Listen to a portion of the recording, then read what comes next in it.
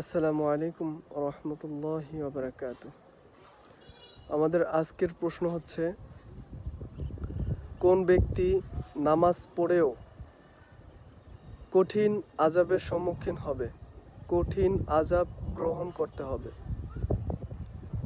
আমাদের প্রশ্নের উত্তরটি আমরা সবাই জানি, তারপরও বলতে চাচ্ছি, সেটা হচ্ছে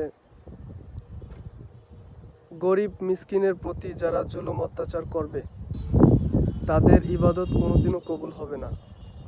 আর ইবাদত কবুল না হলে একজন মুসলমানের মূল ভিত্তি হচ্ছে আমল, আর সেই আমলও যদি তার না হয় তাহলে তো তার জাহান্নামের আগুন পোহাতেই হবে।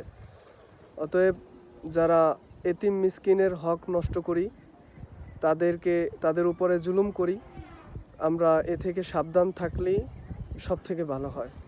ধন্যবাদ। আমরা তাদের সাথে সদ্য ব্যবহার করব।